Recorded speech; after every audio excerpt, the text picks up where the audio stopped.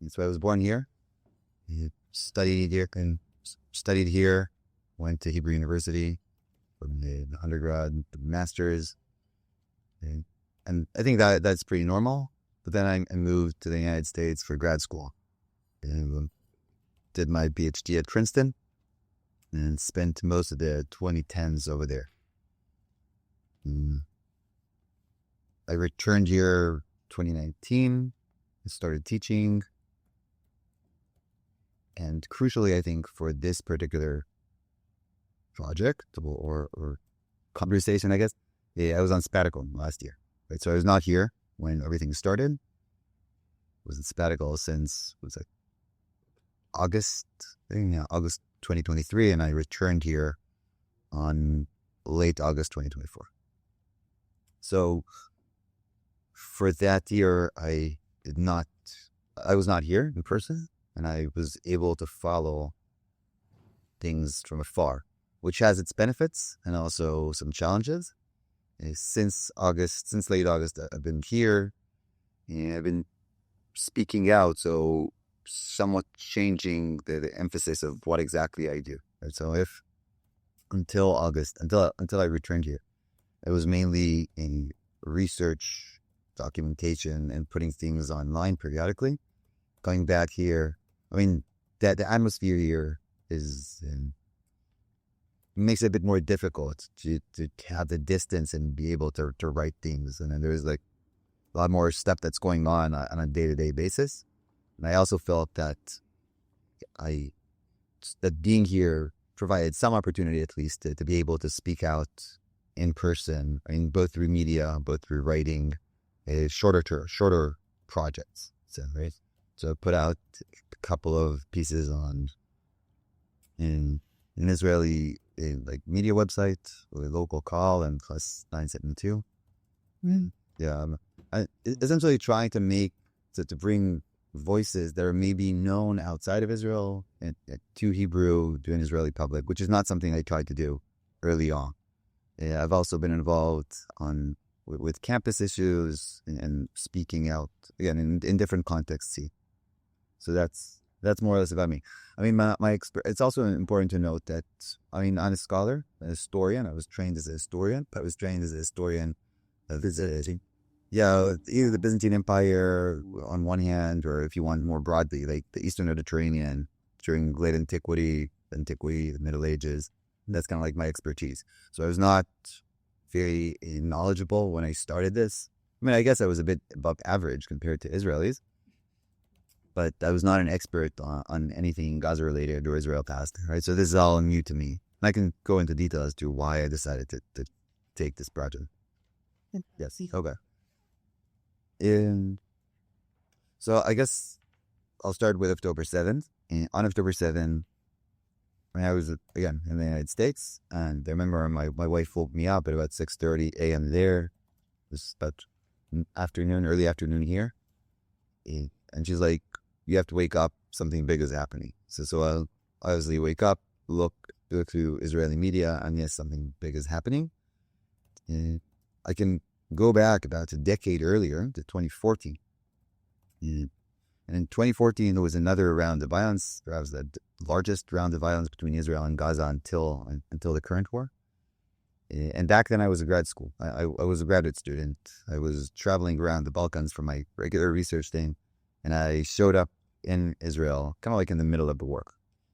And one of the striking things then, the striking experiences, was that I felt that everyone around me was kind of like speaking the same thing, right? And everything that was being done back then was legitimate and legitimized by essentially all the media, mainstream media back then. And that seemed very weird to me. That everyone seemed to agree on things that, to me, as someone who was like out of the country for a few years before this, and just like showed up in the middle, didn't really make sense, right? So justifying the dropping bombs that killed whole families did not seem like the right thing to do. And I tried to find alternative places where which would feel more right for me, right? More right with regards to the way they saw things. And it was very difficult to do. I remember I was like, yeah, you know, I'll go and look at international media because they must get things right. And I went to the New York Times, and lo and behold, it was the same thing, right? But I mean, the importance, I think, of that experience was that since then, I kind of like built up this awareness of alternative media, which, I mean, I didn't oftentimes, I didn't use in the context of Israel-Palestine, but I did use it for other things. I mean, COVID was one example, Russia-Ukraine was another example. But all of this made me, I feel, at least pretty well positioned to understand what was going on October 7th, or at least get the two sides of the story. And I remember that after I kind of tried to figure out what was going on in Israeli media, and I looked through my social media, I mean, WhatsApp groups. WhatsApp is like huge in Israel, and there's a lot of communication going on there. And I've been a little involved with the demonstrations against the government in the context of the judiciary reform. And it seemed that no one really knew exactly what was going on in all those different groups, like in my regular Israeli circles. So I go down on alternative media, there's a couple of like Telegram channels, and I just start scrolling and I see like video after video of like the stuff that's going on, right? And I remember, I mean, for whatever reason, what I do remember very clearly is that, I mean, I see several soldiers and civilians obviously being kidnapped on October 7th, whereas there's, at the beginning, no indication of this on Israeli media, and afterwards is like, oh, there's a suspicion that perhaps Israeli citizens have been kidnapped into Gaza, right? And I'm seeing this like on, and just trying to I mean, realizing how there are like two different and very separate discourses here was a formative experience for. I struggled with trying to understand what exactly was my role as an Israeli citizen during this war. Again, there was like a lot of uncertainty at the beginning, but originally I thought that I would come back here and volunteer for like a civil society kind of like aid group. I mean, there's like, that was very big here earlier on in the war. But I was there with my family. I was there on a fellowship, and bringing back the family didn't seem to make any sense. I mean, it was like very uncertain here. We didn't really know what was going to happen. So I kept trying to, like, wrestling with this idea of what exactly am I supposed to do here? No. And how am I supposed to, I don't know, what is my role? And several things happened, and I can get into detail if that is of interest. Is your wife Israel? Yes. And so is she with you, or is there like with your family? What do you mean? Well, Was she there? No, I mean, he said she woke you up. So as you ask these Yeah, questions. so this would be like off record. I could type it up. So let me just pause it.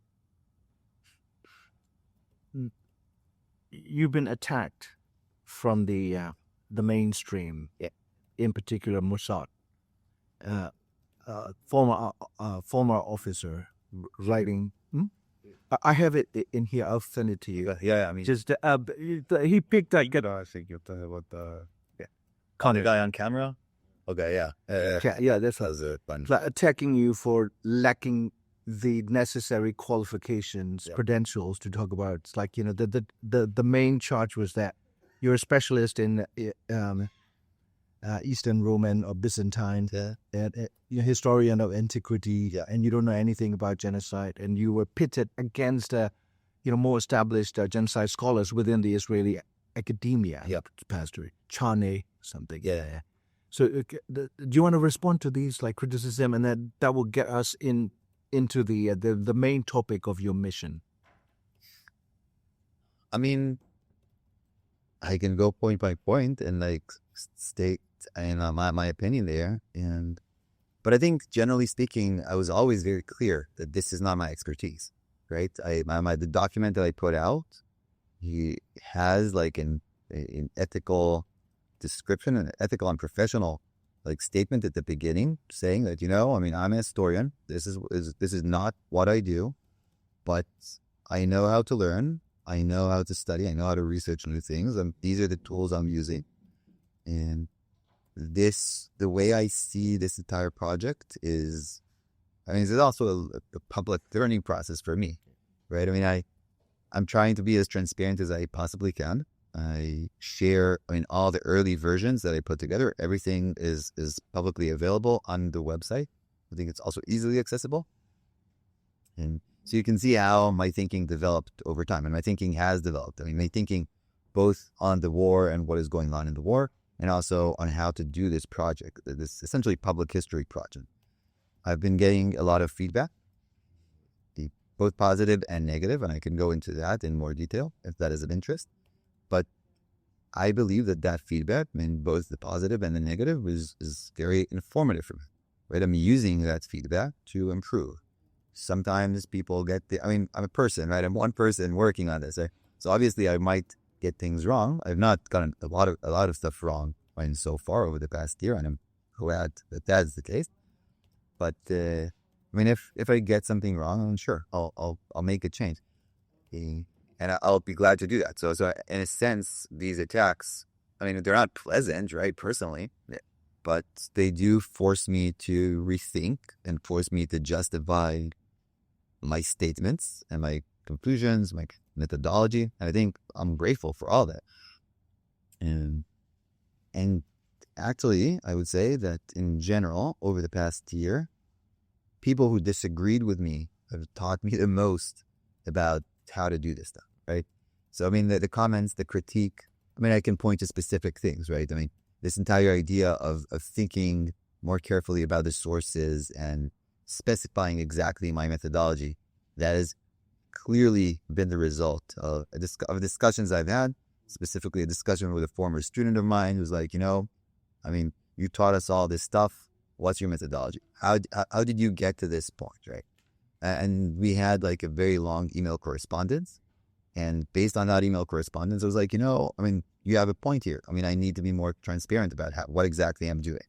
So my solution to that was to introduce a methodology section and add that, right? And if someone is unhappy with that methodology, I'm definitely willing to discuss things further and try to find the balance that would work for me between, obviously we would want all our information to be much more credible, right? But that the way this war is being waged, and I think that's also pretty clear, is that there's a lack of information that's purposeful, right? And it's not like by chance.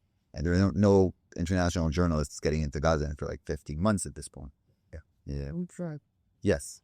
And so within the current configuration of evidence that is out there, I am very comfortable saying that I'm committed to the truth, and I'm going to work with whatever I can and I believe is truthful. And if you have like a stronger opinion and evidence to support that stronger opinion, and you believe I'm wrong, I'm definitely willing to listen to that. Right on that. Some of the people who've attacked me are negative. It's like go to personal attacks, and I don't really care all that much about those. But some of them do seem to be interested in better understanding what's going on. And I had over the past month, I've had probably definitely more than a dozen emails with this one person who, we've discussed points about the death toll in Gaza. And he presented his points and I presented my points. And I think my points, I think my position was stronger overall, but it's not to say that he didn't have valid points or valid concerns, and trying to figure out how to answer those valid concerns made me, again, think and rethink and reflect on what I've done. So what would you say was a valid concern? What are you're saying some of the arguments you do find worth addressing. What would you say are those arguments? So, for one, just one example, right? In the way the death toll in Gaza, the number of Palestinian dead in Gaza eventually comes, and there's one main source, right? The Palestinian Ministry of Health in Gaza. And they have periodically released this list of people who died, right? They started in October 2023, and to continue to do so since. And a lot of people have worked on those lists and looked at those lists and tried to figure out what was going on. And when I published in December, there was supposed to be a list that was released on late October 2024, but no one seemed to know where that is. Right? It was not like openly available or openly accessible on the Telegram channel of the Palestinian Ministry of Health. Right? So this guy, who I was correspondent with, he was like, this doesn't exist. And I mean, this particular thing is not something I looked into. I mean, where exactly is this list? I did not look into that, but I did use a blog post in some British NGO that seemed to have it, right? So a guy, an academic, wrote this blog post, analyzed the numbers, and he seemed to have access to that list. And I wasn't sure exactly how he got that list, but between him and the UN, that also seemed to have that list. I mean, you could see that based on the numbers that they have. I mean, to me, that was enough, right? And then this guy comes up, the guy I was talking to, is like, this doesn't exist. I mean, and maybe this person is just like making the blog post person. They're just making up numbers. I mean, it didn't really make sense to me, but that meant I had to divert more attention to figuring out exactly where this is coming from. I mean, how can you find it and so on. Eventually, I realized that this list was released, not sure why, but it was released only on the WhatsApp channel of the Ministry of Health rather than the Telegram channel. And on WhatsApp, you can't like scroll back and find, right? But someone else, some scholar, again, a British scholar, it put out the list also with comments and corrections and so on, but it like wrote about it, right? So finding that and using that, I mean, that's one example, right, of forcing me to try and understand what exactly is going on here. And then, I don't know if you guys have noticed, I mean, here in Israel, it was pretty big. Outside of Israel, it was not very big. But there was a report that came out also in the UK by the Henry Jackson Society. So they published their piece in like mid-December and challenged the Palestinian Ministry of Health numbers. And once you read that, I mean, so this was published in December, and they were unaware that there were any lists published after June, right? So, I mean, just having that information kind of like showed me, right, that this report, I mean, at the basic level, even before I get into the details of what, I mean, that report has or doesn't have, it demonstrated to me that, I mean, this report was like not serious, right? Either ethically or professionally, right? If they knew and did not include it, or if they weren't able to find it. And this is like 30-page report, I think, on this particular issue. So the result of this is like one of these like small spin-off type projects. And I mean, I wrote like a Hebrew-only piece because I think this was like not very new to an English-speaking audience, but it is very new to a Hebrew-speaking audience. And like saying, guys, I mean, the Ministry of Health numbers are as good as it gets at this point. And there's like no real alternative. It's perfect, 100% perfect, probably not. Right, but I mean, it's probably like very close. Carrie, do you want to talk about while we're on the? Yeah, no, that's I just had a thought, but I'm going to table it. I was just going to say that do you find a difficulty in going into those kind of leads? Like, do you think that sometimes the quibbling over things like numbers is a way for people to distance themselves from us? So if we can find a problem with the number, does it matter if it's 40,000, 50,000, 200,000? That seems to me, and this genocide scholars who talk about this, right, counting the dead and how this becomes a bureaucratizing of the process. So I was just wondering, like, I understand what you're saying, especially as an academic, that one of the ways that we protect our conclusions is we show that we are rigorous. Yeah. But then there's a problem, perhaps in that rigor, is that we can then become caught up in the details of this name or this number rather than this ideology. So I was just wondering. Yeah, it's a good question. I mean, I refrained from going into those kind of weeds, like as long as I was in the United States, right? It was like much easier for me to keep like the broad picture, and I preferred to keep the broad picture. You really see more.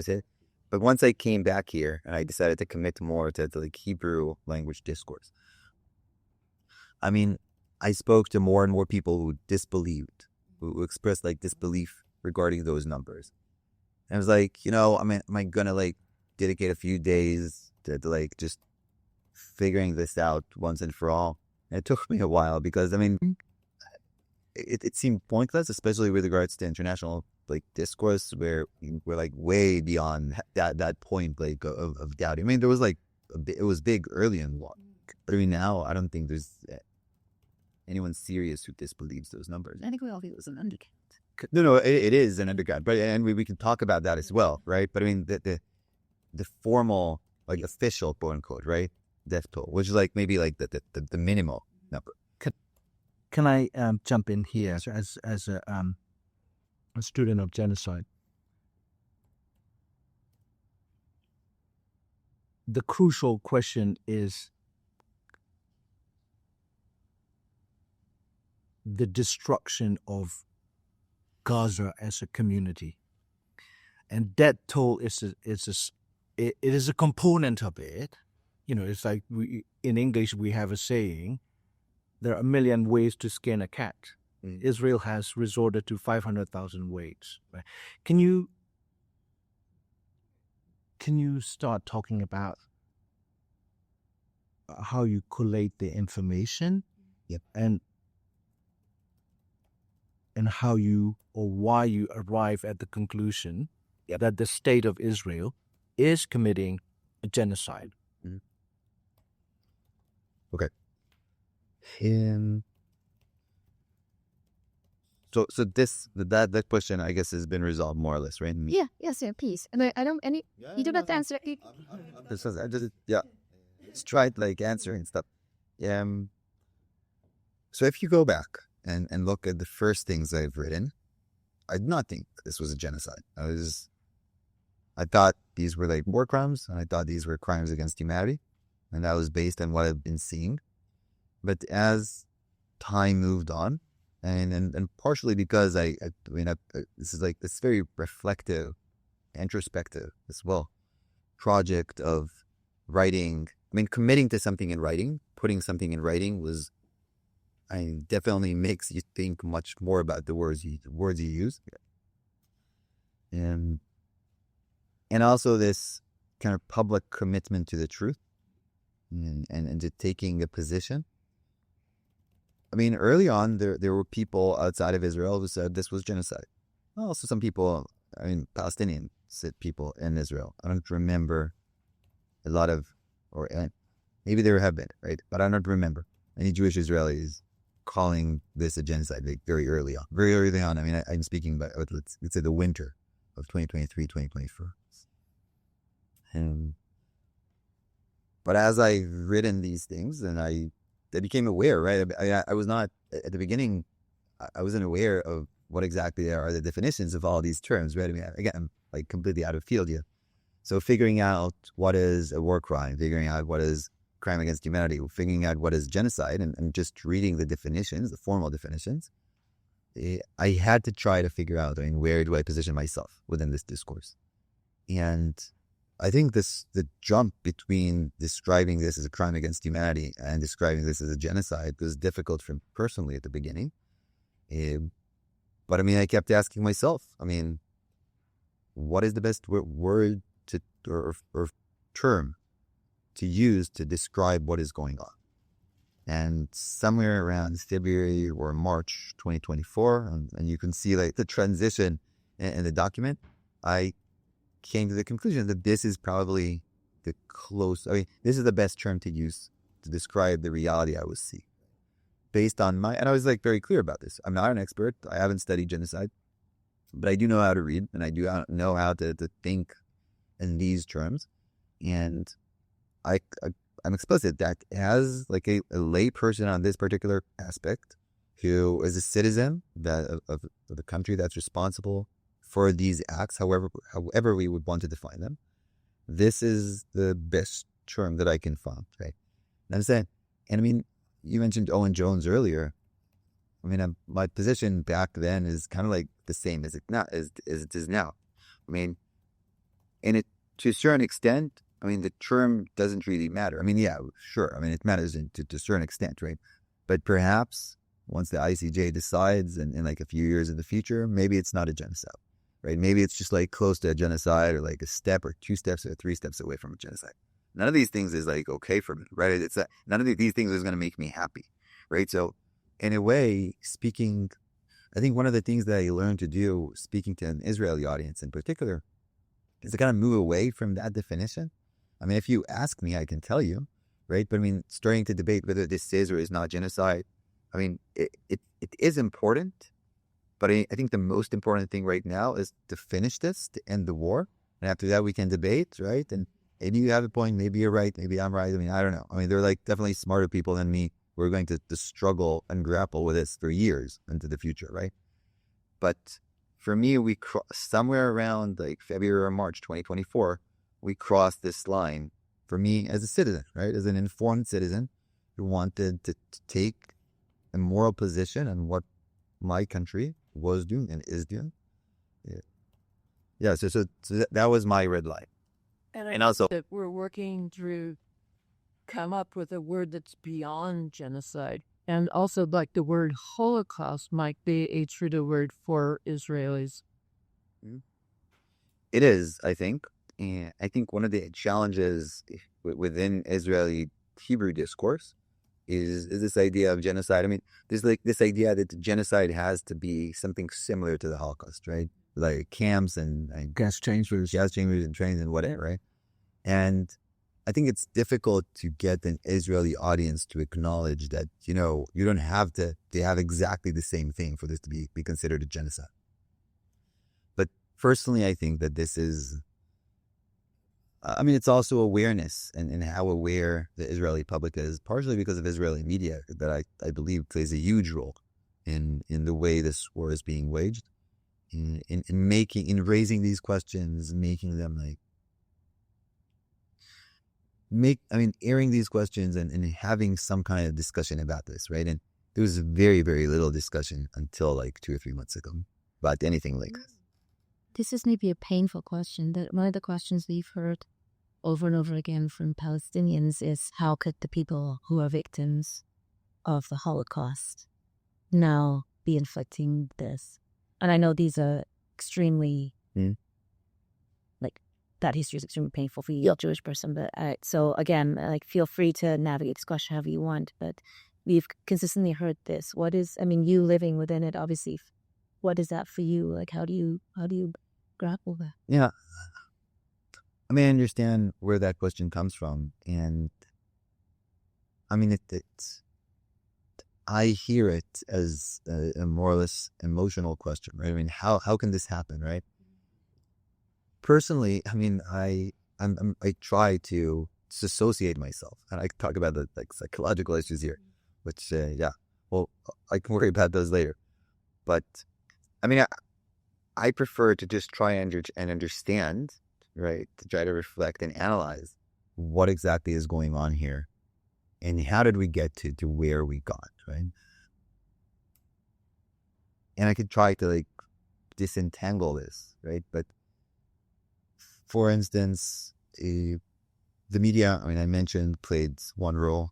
The consistent and progressive dehumanization of Palestinians over the past, let's say, definitely over the past quarter century. I mean, you can obviously go back further as well, right? But I mean, for me, in my living memory, things have changed drastically over the past quarter century. So you can point to that as well, right? And in a sense, it's easy, I think, to just look the other way. And yes, these are exactly the same questions that we, as in Jewish Israelis, asked about Germans in the 1930s and 40s, right? But it doesn't matter. I mean, there's no one who explicitly makes these connections and has a strong enough voice to be able to put everything together and spell it out, right? So in a sense, that is how these things happen. The late Professor Leibowitz had 30 years ago,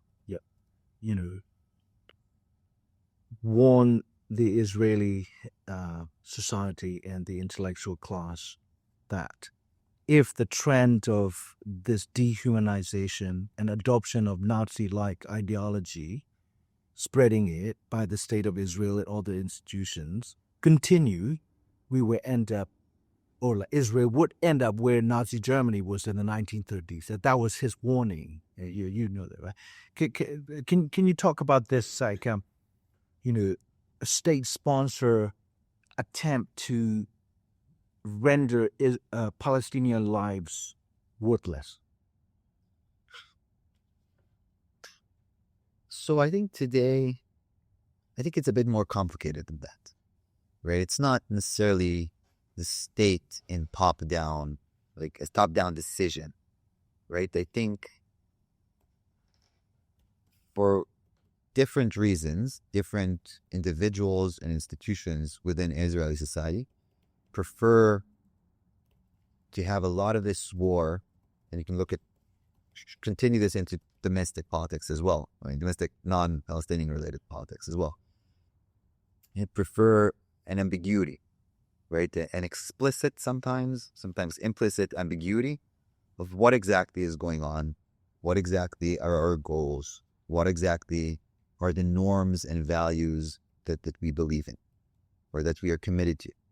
And that ambiguity, I think, is key to understand that war, right? And you can look at that through, for example, maybe a good case, right? Maybe the best case. But a case I look more into would be the rules of engagement, right? I mean, when are you supposed to be able to shoot someone? And I think there is enough, as in a lot of indication so far, speaking to different people within the military, within Gaza, that there are no clear rules of engagement, as in top down from like the supreme military command all the way down to the soldiers in the field, right? And what you do have is that essentially, as far as I can tell, right, and this is all based on open access and like interviews with people, different groups within the military, and these might be different units, might be different commanders, might be different soldiers, kind of make up their own rules of engagement, right? Kind of allow themselves, or are allowed as well, to do whatever they want. And I think that ambiguity essentially makes everyone happy, right? So if you are more of a liberal and you care more about human rights, so you would behave in a more moral way, right? As you go and fight it. I don't know, you wouldn't like shoot civilians or anyone like holding a white flag or something. And I mean, speaking to people, that seems to be the position of quite a few people there. That being said, if you decide that your purpose in that war is to kill as many as possible, and this is also something that several soldiers have explicitly spoken about publicly, that's not only to me, this is like all out there. So you can also do that, right? And then the system itself, right? The idea of itself contains that, right? You would not be punished for doing that. Impunity. Yes. So, I mean, yesterday, for example, the example that I noticed, right? This was published like in a Hebrew, kind of like alternative media website. That back over the summer, there was like a unit of soldiers. They found some Palestinian in Gaza, turned him into like a human shield, sent him like into buildings and so on. To kind of like risk his life. This is not you. We knew that these things were happening, like both through Israeli media and international media. But the point here was that at some point, some other soldier joined that group, and he saw the Palestinian. And no one told this guy who the Palestinian was. So he just like shot and killed him, right? Just like right there. And that was eventually okay, right? So I mean, yes, there was some kind of internal investigation, and the soldier who shot him, killed the Palestinian, was maybe reprimanded, like semi-officially. It was not. I mean, there was nothing more than that, right? Essentially containing those kind of experiences, or seeing people who are explicitly speaking about like what you cannot understand in any other way than war crimes, and not investigating and or prosecuting these people my sense is that it allows everyone to understand that you essentially can do whatever you want, and that will be okay. And I think on this, especially Haaretz, so Hebrew, English, Hebrew language, Israeli media, over the past, let's say, month or two, has done a lot of work in making those voices much more present in public discourse. I can leave it there. I can talk more about any of this, but I think that is a key point in how all this is facilitated, essentially. Yeah. Anyone here is talking? Oh, we are staying in a hotel, and we are the only ones in the entire hotel, and the hotel opened just for us. And this is like a sign of the economic hardship. And I just wondered, what is the feeling among Israelis that you might know? Like people in Gaza, they are ready to die for their cause. And are Israelis ready to die for their cause? When the economic situation gets worse and worse, will they make all those sacrifices, or will they just say, no, this is enough? And also when we were walking on the Corniche, yesterday it just seemed really bizarre that they were playing pickleball, the people were walking along, strolling, saplers, and 56 miles down the coast, there's a slaughter going on.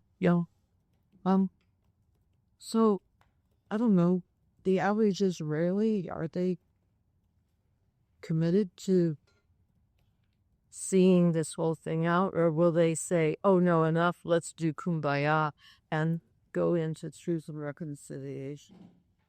Okay, both good questions. I would start actually with Gaza. My understanding in Gaza, and again, I'm not a Palestinian, I'm an observer who's looking at stuff that's going out of there. Yes, there are people who are committed and would be willing, or at least they would be willing to stay there. I think we need to be careful not to romanticize what those people are going through, right? And at some point, they might decide, and perhaps this is part of the strategy. I think there are indications for the Israeli strategy. There are indications for that. I can go into those in detail. But perhaps once the war finishes, they would be presented with an offer of moving to a third country, perhaps in Africa, perhaps in Latin America. There are indications for countries in both of those. And they would perhaps be paid some small sum of money, and they would go. And I'm not going to blame anyone who makes that decision. That's your kids. They are trapped rather than they are sacrificing. Yes, and it's not, they do not really. I do not believe they have a real. Most of them do not really have an option. No. So I'll put that aside. With regards to Israel, I think it's very difficult to express to an international audience how low the costs of the war have been in Israel on a day-to-day basis, right? I came back here, and this is like my own experience. It's very similar to what you described, right? I came back here after a year of not being around, and I came here I lived in Jerusalem in the past. I live in Jerusalem today. It's essentially the same, right? So yeah, sure. So prices are a bit more expensive, right? But the U.S. also had inflation, so that's not very different. And I don't know, you have like some stickers and hostage posters in places. But when we came here in August, a lot of those, it seemed like very old, as in stuff that people were not actively taking care of. And you have this sense of constant gaslighting, right? That I came in very aware of what was going on, as I said, about an hour away from here. And then you're going back to the same place that you know and that you spent years in before. And it's all the same. People do their thing. People go to work, people go to university, childcare, and restaurants, supermarkets. And in trying to understand how invisible Gaza is in most people's lives, most of the time, it's been very difficult. I can give another example, which I think is They don't even think about Gaza, or they? I'll give you an example. I mean, this example is like maybe, the best example I have, right? So I mentioned earlier that I've been trying to like raise awareness on my campus or my university's campus sits, because that's it. It's actually a few.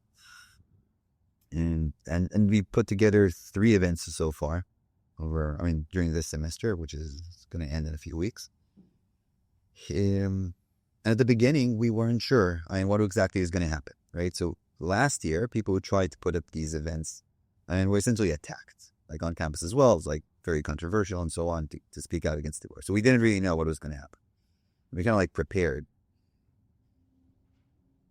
And then the first event happens, and we really we didn't even know what to expect. I mean, are like, they're going to be like groups come in and they'll beat us up or something. I mean, nobody really knew, right? So we kind of like prepared, mapped out it.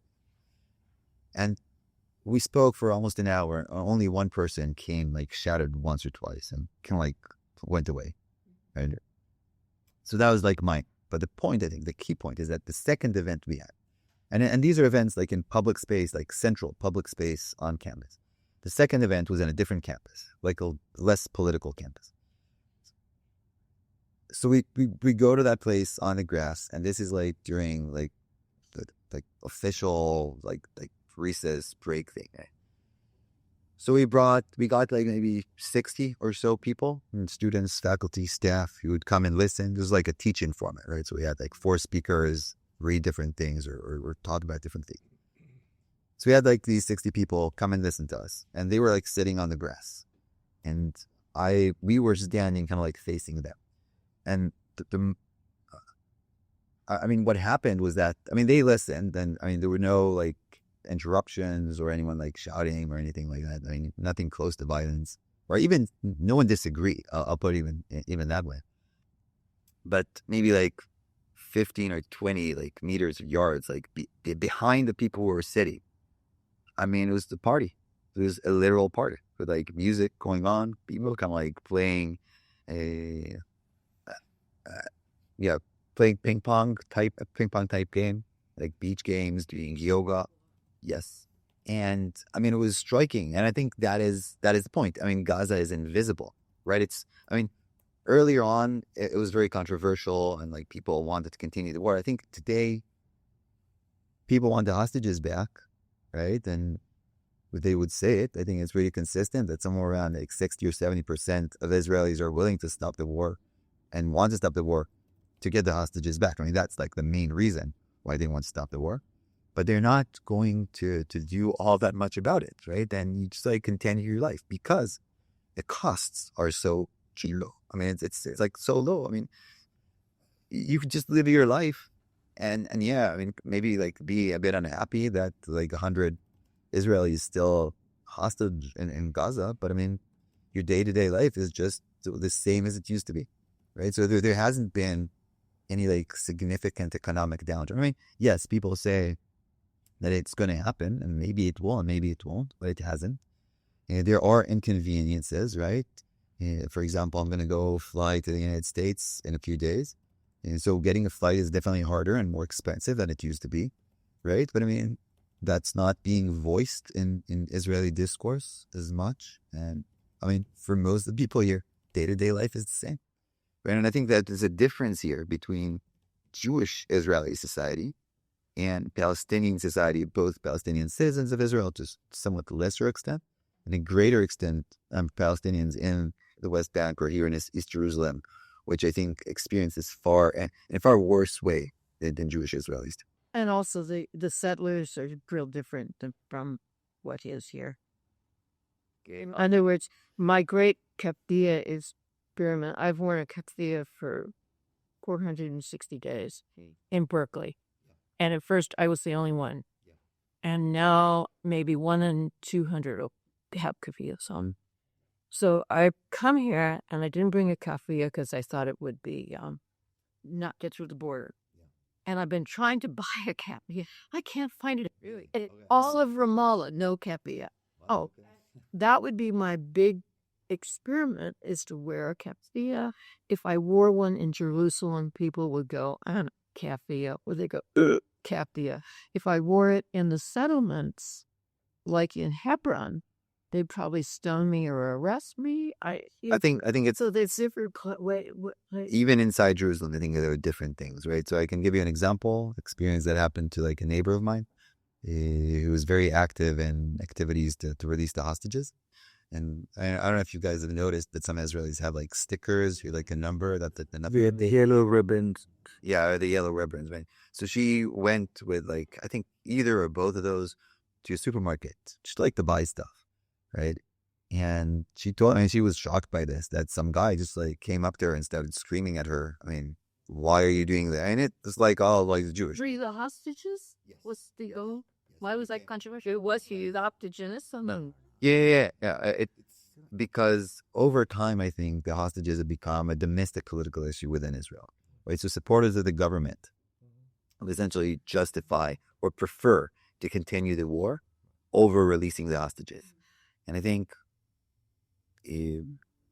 they're a minority overall, right? But there's still, within the government, there's still a majority, right? So it's going to continue happening. And there are like several, extreme extremists, right? Because there's a range there. Members of the Knesset, the parliament, and a couple of ministers as well, have explicitly said, we're not going to stop this war. And we're going to continue until the end. And if you, the prime minister, is going to stop the war, your government is going to fall. And he doesn't want that to happen, so the war is going to continue. This is how I see things at the present. And the holiday we're doing is to release the hostages is the big rhetorical. I know, tool. Especially abroad. Yeah. Yes, and coming here, it was again this dissonance between how things are portrayed in the United States, right? Back in the United States, when I was there, taking off images of hostages, right? That was like a huge Yes. And here now, you get that. And the people who are doing that are Jewish Israelis, right? So this is a thing that's going on here. And it wasn't necessarily like that early on, but one of the things that I'm doing in my document, and I'm at to work this morning, I worked again on updating the hostages part, is to look at the changes in discourse and how early on, everyone was kind of like on board. And again, this ambiguity of what exactly is the government, how exactly the government operates this. So officially, right, or explicitly, they would refer to release the hostages, right? But then there are different opportunities. There have been different opportunities to do so, and they didn't seem to care all that much, right? So yeah, looking back into the past and seeing how that changes over time, that's like a big thing. And again, it became a domestic issue that I believe is eventually going to map on the same division that we've had over the past 5 or so years here, right? So first being pro and anti-Bibi, so government, in the context of personal corruption first, then the judiciary reform.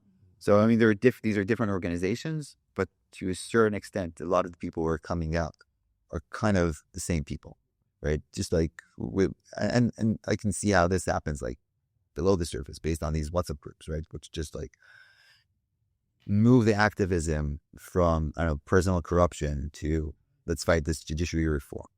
And I think now the hostages is very easy to go. I believe it's gonna follow the same trajectory. I have two very brief questions. The first one, as a historian, do you have any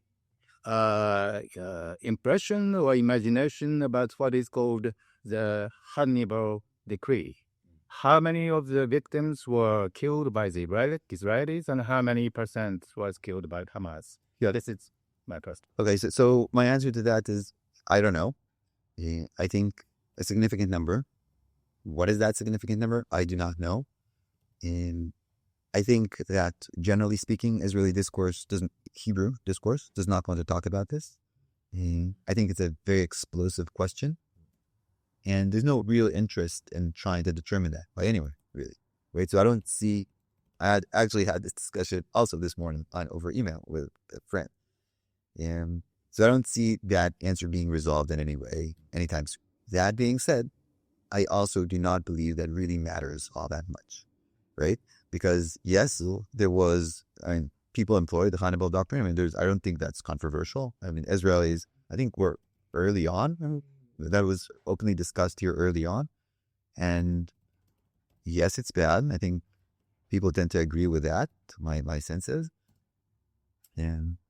But this idea of friendly fire somehow absolving other things that happened, I don't buy that on both sides, right? This is part of the war.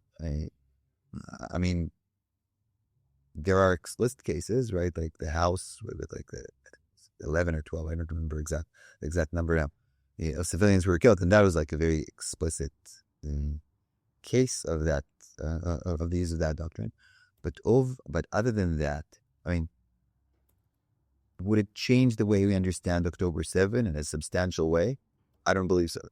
Okay. The second question is, do you or do you not think that the word terrorism or terrorists that used so conveniently for Israel and too loosely, it depends on your answer. But if it is used too loosely for the advantage of the Israeli government, do you think there is any way that the academia or the journalists can try to make their terminology more rigorous?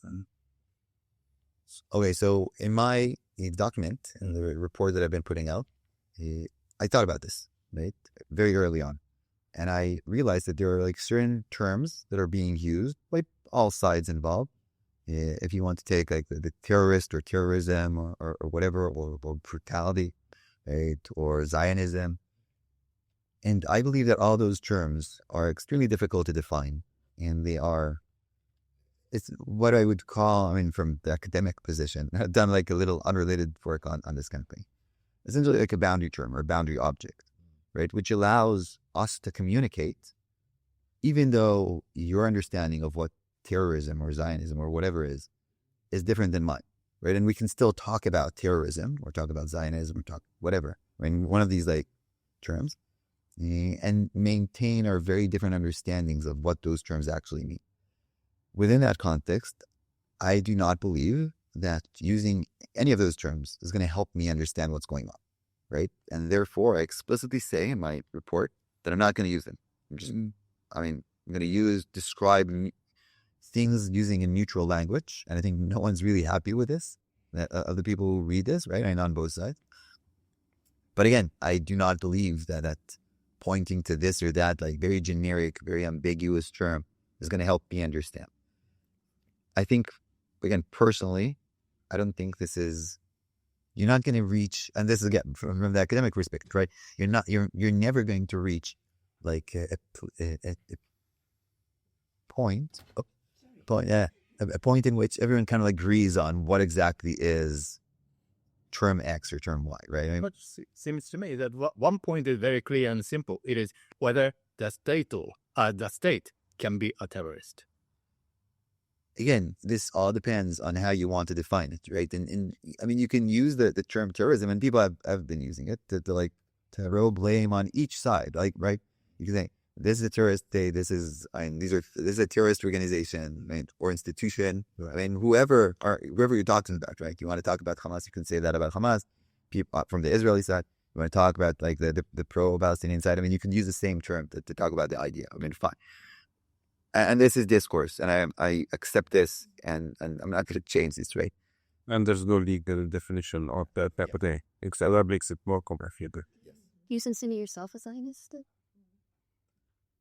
Again, And do you think tell me what that word means. I don't know what that means. I'd see another word that you would use instead of Zionism. And also I want to ask you, how do Israelis feel about Netanyahu, and also how do they feel about getting into a war with Iran?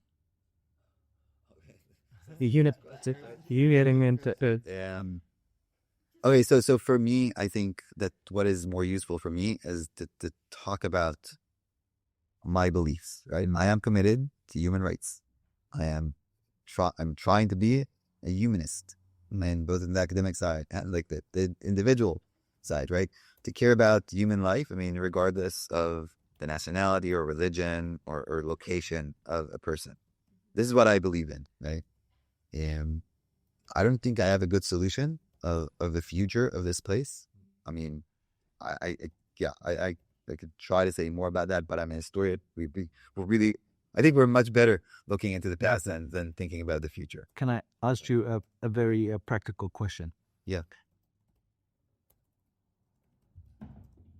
Genocide is a state crime, like, from a legalist or sociological perspective, but committed with the populist support from the society with, let's say, immoral consensus, right?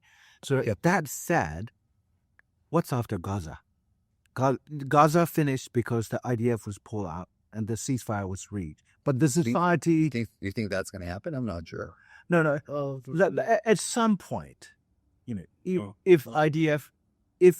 I am very uncertain about that, right? I mean, if you look at the campaign, like the mini operation, or like the big operation in North Gaza, right? That began in early October 2024. And what exactly is going to happen there? I mean, is the IDF really going to lead? It doesn't seem to be the case. And there are clearly some very committed people who would want to resettle Gaza with Jewish settlements. Okay. Now, again, this is exactly the same like ambiguity, right? So the government, if you look at Netanyahu's like official statement, so he's like, this is not a good idea. It's like unfeasible, but it's unfeasible now. And they're like very clear that that's how they understand that on the other side, right? So can I preclude the case? Can I rule out the case that some group is going to somehow enter the Gaza? I mean, they have tried, right? Enter the Gaza Strip, like build like a house or something, and not get like removed from there by the IDF. I mean, I think that's very feasible, very, very possible. No, I think that the issue is larger than Netanyahu, as you would know, everyone knows. I think the society has moved into the space of even Democrats, Israeli Democrats, explicitly calling for ethnic cleansing in Gaza. So where is this Israeli society moving? That's my question. Today, I think that position is far less common than it used to be early in the war, right? And I think my sense is that most people would want the war to end just because it's a nuisance, right? And then they want the hostages back, right? I mean, not for like any like bigger reason, but they would still. I mean, when the people poll them, right? So again, as I said, like 60 to 70%. So it's like pretty consistent over the past like few, even several months. Want the war to end, want the hostages back, right? So that would be their position. Do some of these people still go and serve in the military? Yes, they do. And some of them see, I mean, when I speak to them, some of them see themselves as doing the right thing, whether they could just war, going to release the hostages, right? So this is how they would understand whatever is going on. But again, if you look at the dynamic here, it's the same ambiguity dynamic, right? It's the government not committing to this or that, to really committing to this or that goal. It's keeping like all the options somewhere on the table, right? Is there going to be a deal or is there not going to be a deal? And I mean, I'm a historian. I look back at things. I don't look at things in the present.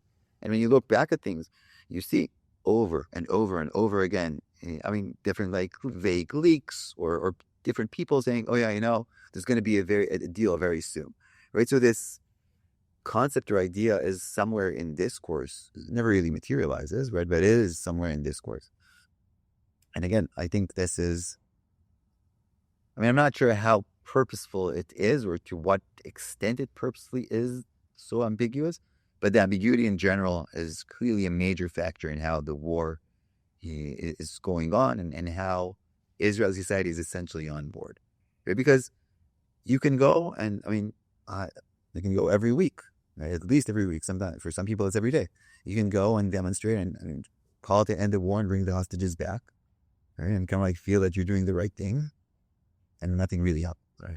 I mean, like beyond Gaza, the whole of Palestine, West Bank, East Jerusalem, using your knowledge of the history of Israeli states, policies, behaviors, occupation in 1967, but plan in 1963 at your university. and the military administrations was already effectively ambition and different rules assigned according to Lempepe. So there's a question here about what discourse are you talking about? Are there people in kind of like secret rooms, kind of like making secret plans and decisions? Maybe, I don't know. I don't know. It's very hard for me to tell. I'm assuming some of that happened. Maybe that was serious. Maybe it wasn't. I don't know. But I can say that in public discourse, publicly available discourse, my sense is that Jewish Israeli society thinks on a very short term, right? So you would think about how to resolve the current situation and not really care about what would happen later on, right? And part of this is, I think, because there are very few consequences, comparatively speaking, that Israeli society has experienced. Well, what about the Gaza that we watch the electronic intifada, and every week it shows films of Hamas killing IDF soldiers, and the IDF soldiers died in Lebanon, and when it reached the Pier, that's what happened in the Vietnam War, where every single person knows somebody who was a soldier who died. Is that going to sway public discourse? So I think, and if you look at the numbers, and I think that there's numbers on the Israeli side, there's a mortality on the Israeli side, I think is not entirely trustworthy. I mean, I've seen like a few examples of people who died reported in the media and were not like part of the official toll, and it's not really clear why. The official toll is here and the actual toll. I do not believe that. I think that is the case with the wounded, and I can prove that. There are many more people who've been injured within IDF than the Israeli military is willing to say. And I mean, the easy answer to that is just like you go and look at the Ministry of Health in Israel, and their numbers are like way bigger than the number of the people that the army is reporting, right? And it's like there's a reason, right? The military wants like the cost to be as low as possible. The Ministry of Health wants to be as high as possible because then they would get like more funding and like better PR, right? It's like the easy way. But sooner or later, somebody's going to notice the boy next door is dead. I don't think so. You don't wait, because if you look at the actual cost of war, it's minuscule, right? I think there's like somewhere around 800, a bit more than 800 dead, but 300 something of soldiers. 300 something of those have died on October 7th. So you get like an average of like one a day, let's say, afterwards, more or less. That's not. I mean, there's a country of 10 million people. I mean, it's not that big of a deal. Yeah, well, and I think just really, I'm glad you're telling this. I think one of the things that the electronic intifada is doing, and I mean, there's a question that I'm still struggling with. I mean, I have my opinion, but I think it's definitely worth thinking about. And the idea here is that what exactly is going on in Gaza. So I don't know if you guys know Norman Finkelstein. Yeah. So his point over the past like few months at least is that what is going on in Gaza is not a war, it's a genocide. And you need to look at it through the paradigm of a genocide rather than the paradigm of a war. So he would say, right, and this is like me kind of like challenging him or whatever, that all this like stuff on electronic intifada and I mean like Al-Qassam like videos and whatever is maintaining a fiction of a war for their own domestic constituencies, right, or for their own support. Whereas in reality, there's not really a war. I mean, yes, okay, fine. It's like every once in a while, it's like a person shows up and like shoots a few shots and runs away or like fires an RPG or something, right? But I mean, do you actually see like a major war between like significant groups of people? For all the videos I've watched a ton of videos. Right. I mean, you see one person, you see like 3 people, maybe like 5 people operating. There have been a few operations in which like more people were involved on like the Hamas side, Palestinian side. But I mean, still, the numbers are very small. And then the question again is, what exactly is going on here? Now, my issue with framing this in his way, so I mean, he would say it's essentially shooting fish in a barrel, right? And every once in a while, I don't know, some fish kind of like jumps out and I don't know, splashes a bit on you, right? But I mean, overall, the cost, again, this is me saying, the cost is minuscule. And it's very, very difficult to explain how small it is, right? Early in the war, I mean, you had way more funerals, a lot more soldiers like getting injured or dying. now, I mean, I think yesterday or so, there were like 2 or 3 that were killed. But this like after maybe like a week in which no one was killed, right? So it's like, yeah, sure. I mean, there is some active fighting, but it's like guerrilla warfare. It's not. I mean, the area itself has like been destroyed so many times. And Maybe for many minutes, I don't know. Yes, Ariel. I mean, I'm just conscious about the time. It's So I would like the last question to. I'd like to also like just ask something, but because you haven't asked the question. I suppose who has lived in America and is acquainted to the American geopolitics, etc., and obviously is an Israeli citizen. To what extent do you personally have a sense that this is an American war that fits in with the project, the Judeo-American, etc.? That the Israel, to a certain extent, there certainly is this love for partner. Israel's partner, but what it's trying to do and its aspirations. But what about America and its aspirations? And who do you think's using who, or is it mutual? Oh, it's a good question, and I think the war. I mean, it's pretty obvious to me that the war would not have been. It would be impossible to wage this war in the way it has been waged without complete American support. And I think American support is complete. And that's like pretty clear.